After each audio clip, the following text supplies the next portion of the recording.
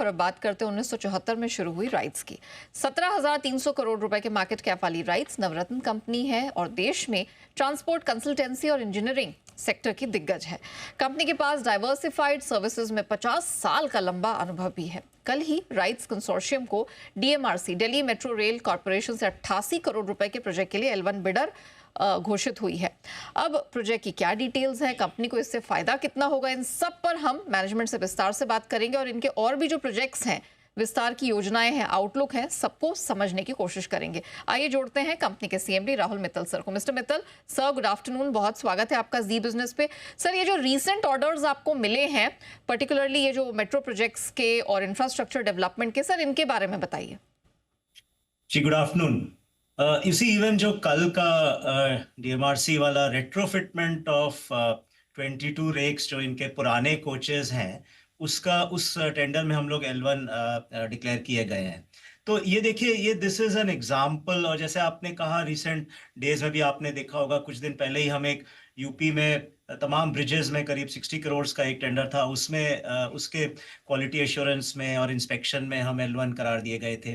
So across the verticals, हमारे तमाम जो इंफ्रास्ट्रक्चर वर्टिकल्स हैं, चाहे वो प्रोजेक्ट कंसल्टेंसी हो, bridges, tunnels and rolling stock design, rolling stock inspection, इसमें हमारे ये सब एग्जाम्पल्स हैं दैट ये हमारी जो 5 डेकेड्स की स्ट्रेंथ है, इसमें हम कैसे लीवरेज कर रहे हैं।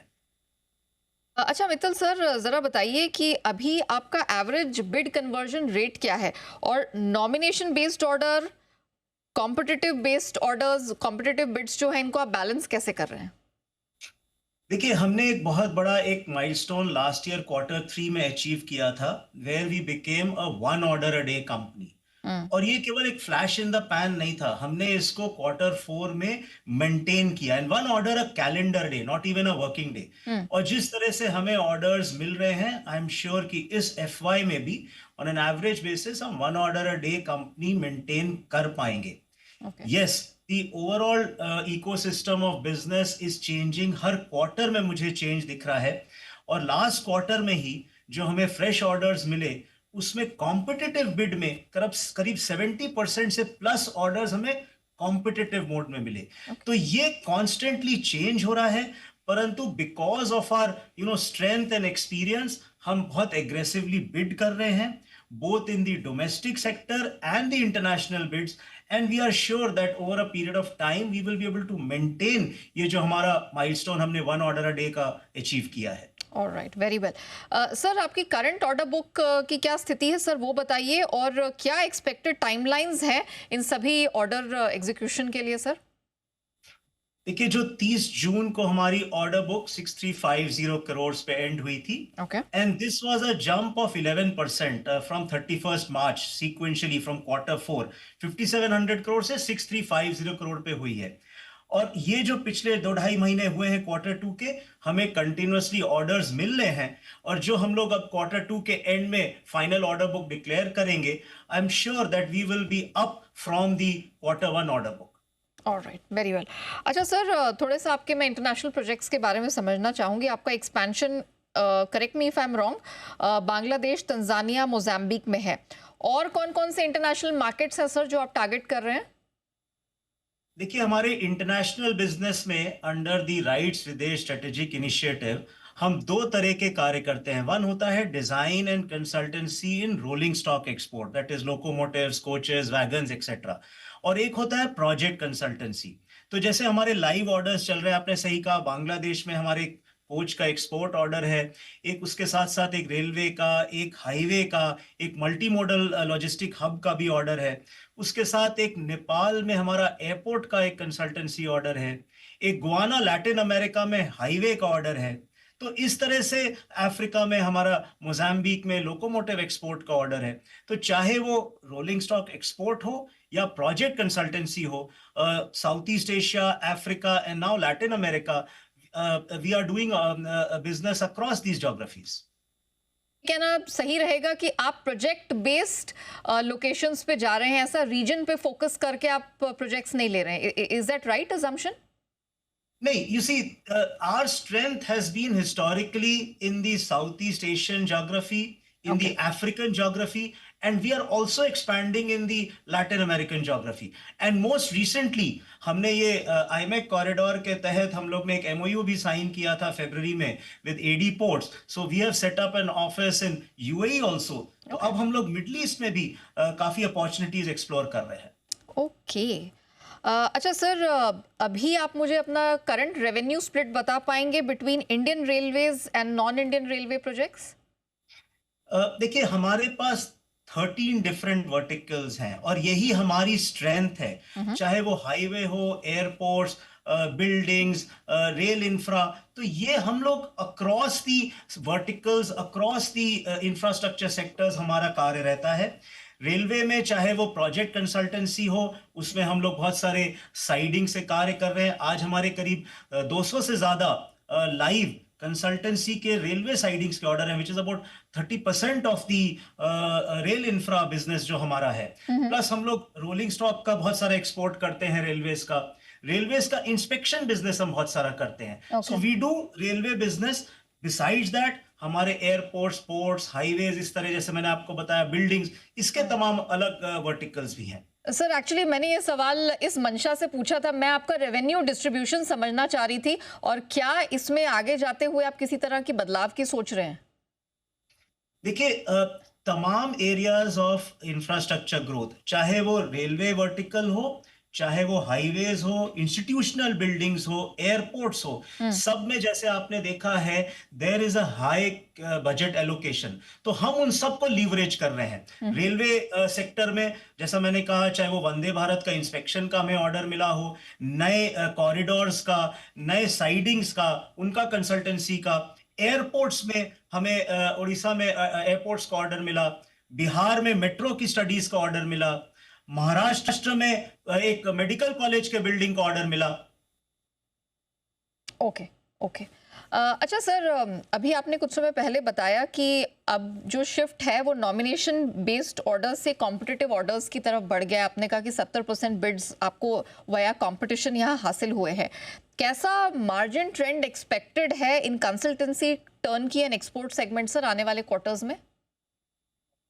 देखिए ये जो शिफ्ट हो रहा है कॉम्पिटिटिव मोड पे, इसीलिए जैसे आपने देखा होगा, अगर हमारा Q1 के मार्जिन्स है, अगर आप YOY कंपेयर करें, तो there is a hit on both EBITDA margins and the PAT margins, and this is but natural as the competition. In fact, अगर YOY compare करें, last year the nomination and competitive was basically roughly about equal, and every quarter it is changing.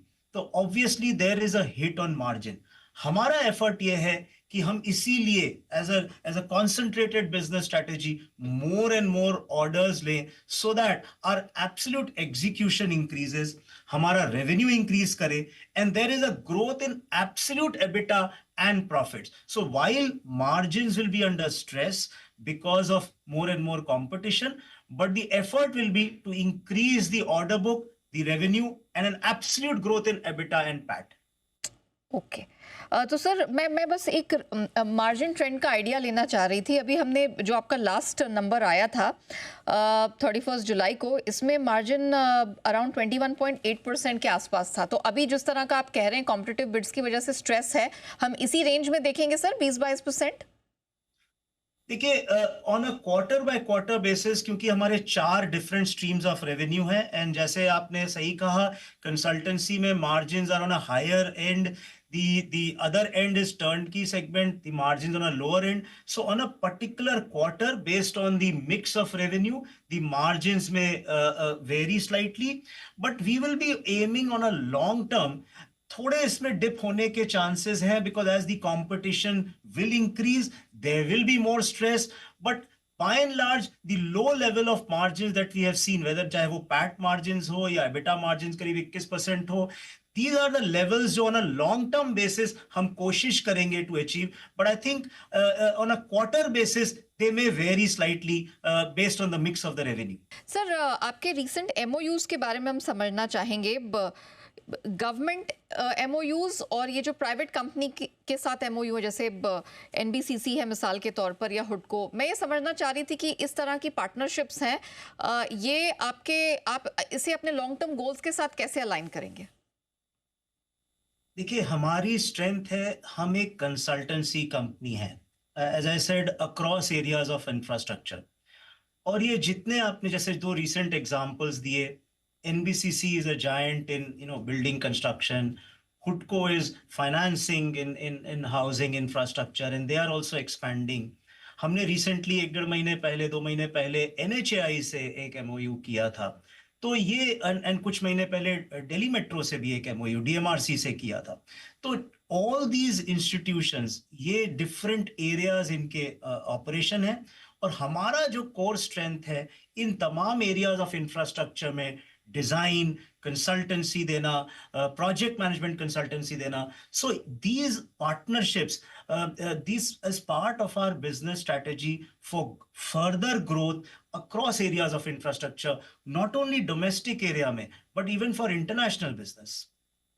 Sir, अगर आप बता सकें, जिस तरह का सरकार का भी फोकस है इंफ्रास्ट्रक्चर पे और इंडियन रेलवेज का कैपेक्स हम जैसा देख रहे हैं, आपकी ऑर्डर बुक कितनी लिंक्ड है sir direct government capex project से? देखिए, ऑल एरियाज ऑफ इंफ्रास्ट्रक्चर, जैसे मैंने कहा, चाहे इंडियन रेलवेज का कैपेक्स बजट हो which is an all time high, इसमें नए कॉरिडोर्स, चाहे वो हाईवे का इतना हाई कैपेक्स बजट हो, एयरपोर्ट्स, मेट्रोज, इंस्टीट्यूशनल बिल्डिंग्स। अगर आप हमारे रीसेंट ऑर्डर्स या L1 देखें, इनफैक्ट पिछले 2-3 महीनों में हमारे जितने L1s या ऑर्डर्स हैं, वो in across these areas of infrastructure हैं। इसीलिए जैसे for us as a infrastructure consultant, जिसका 5 डेकेड से ज्यादा एक्सपीरियंस है, and we have 13 different verticals covering all areas of infrastructure. In fact we are the only PSU और a private infrastructure consultancy company which maybe has all areas of infrastructure under one roof. तो इसीलिए for us this is a very good opportunity to leverage this increased focus on infrastructure growth.